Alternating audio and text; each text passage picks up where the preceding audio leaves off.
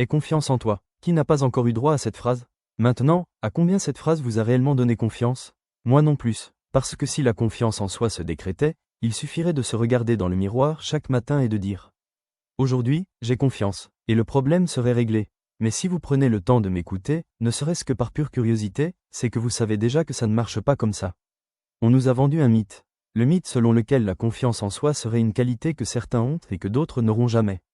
Il y aurait les confiants.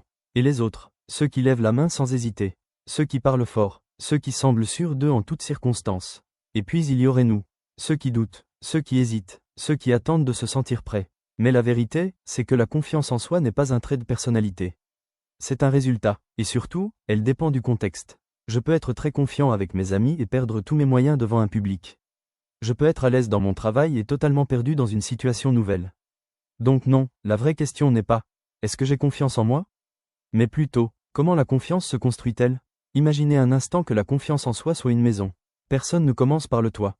Personne ne dit « Je veux une belle maison » et hop, elle apparaît. Une maison, ça se construit. Et la confiance en soi, c'est exactement pareil. La première chose, ce sont les fondations. Et les fondations de la confiance, ce n'est pas la pensée positive. Ce n'est pas la motivation. Ce n'est pas le talent. Ce sont les actions imparfaites. On croit souvent qu'il faut d'abord avoir confiance pour agir. Mais c'est l'inverse. On agit, mal, avec la peur, avec le doute. Et ensuite seulement, la confiance arrive. Chaque fois que vous faites quelque chose en vous disant « Je ne suis pas sûr d'y arriver » et que vous le faites quand même, vous posez une fondation. Même si le résultat n'est pas parfait. Même si c'est inconfortable. Parce que votre cerveau enregistre une information essentielle. J'ai osé, et je suis encore là. Ensuite, il y a les briques.